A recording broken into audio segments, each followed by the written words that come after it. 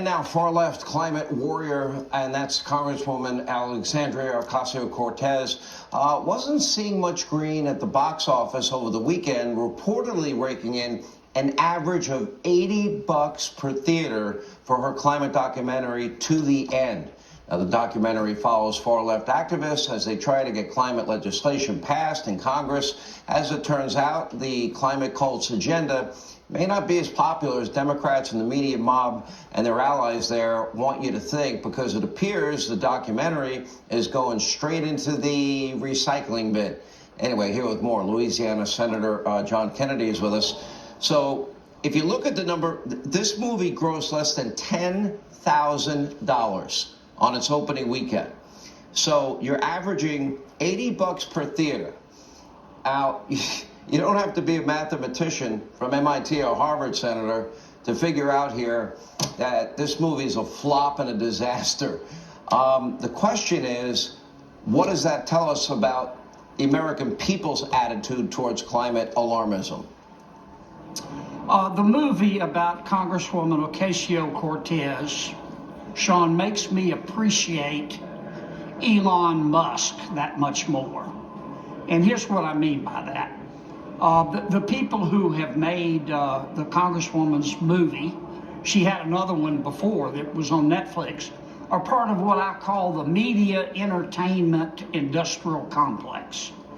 They're not only entertainers, I'm including many digital newspapers, many paper newspapers, many mainstream television networks.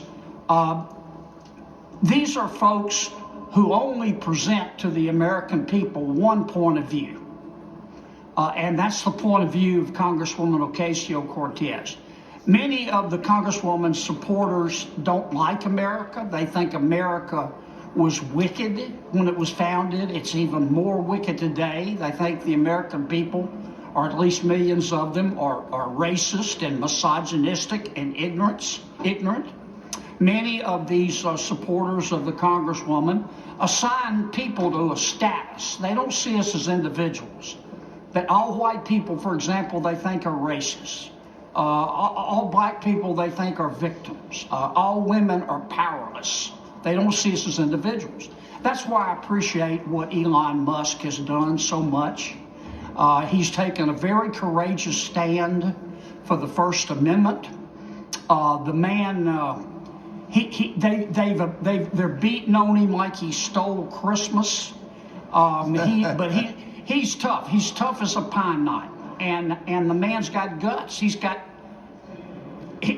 oranges the size of beach balls. And thanks to Elon Musk. Thanks to Elon Musk. You're right. We're going to have to get some new conspiracy theories, because the old ones turned out all to be true. Well, they told us that they weren't censoring on Twitter, and that it was all a conspiracy theory. Well, Elon Musk has demonstrated otherwise, and I just wanted to give a tip of the hat to him.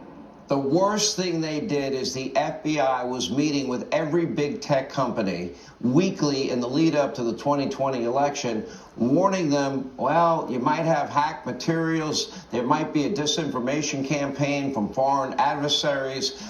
If you see anything on Hunter Biden, for example, it's probably not true. You're not going to want to disseminate that information.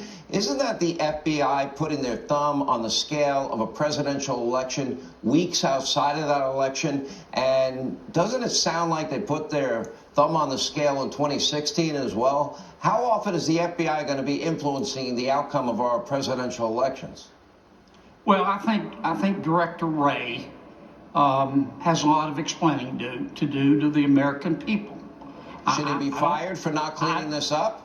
I don't know who's right or wrong, but I think Director Wray, to preserve the integrity of the FBI, and I think most FBI agents are fine people, but clearly their leadership at times has been lacking, and I think Director Wray needs to call a press conference or come before Congress and in front of God, country, and the American people explain what all this means. Because this stuff, I was just going to say, these emails on Twitter that have been revealed, They ought to make every Democrat, every Republican in America who believes in the First Amendment gag.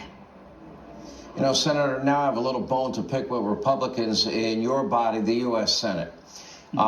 There's been 5 occasions since 1954 where the gavel has changed hands from one party to another. Never before, under those circumstances, has the Congress, or in this case the Senate, ever gone forward with an omnibus spending bill. Right now, you've called this, by the way, omnibus spending porn. I think you're right. I want you to explain the term.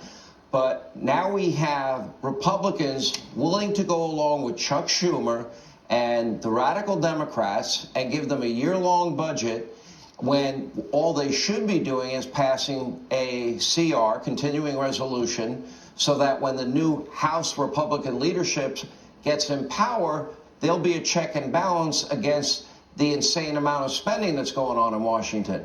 Now, why would your Republican colleagues be going along with this madness? Well, you're going to have to ask those who end up going along with it. This is what I told my Republican and Democratic colleagues 2 weeks ago. I think to get control of inflation, we have to reduce the rate of spending growth and debt accumulation. That's my goal in passing a budget. And I told the proponents of the omnibus that they're going to have to demonstrate to me, given my goal, that they can get a better deal working with the Democrats in an omnibus than waiting for a Republican majority in the House. That's what they're going to have to show to me. Now, I'm on the Appropriations Committee. I don't have the slightest idea what's in the omnibus. Nobody does. The omnibus almost always contains what I call spending porn and a lot of extraneous features. I want to see the bill, but they've got to prove to me we can get a better deal doing it this way than waiting on the House majority or the Republican majority in the House, and that's a heavy burden to carry, and they've got to prove it to me. Otherwise, I'm going to vote no. There's no way they can prove that to you. You know it, and I know it, and any Republican that goes along with this is buying into Democratic madness. It's really, I can't believe the lack of understanding of what a Republican majority in the House means to spending, and they should be thinking of all of this on their own and not needing a talk show host to remind them. Senator, good to see you, my friend. Merry Christmas. Thank you, Sean. You too. All right, coming up, Congresswoman Nancy Mace.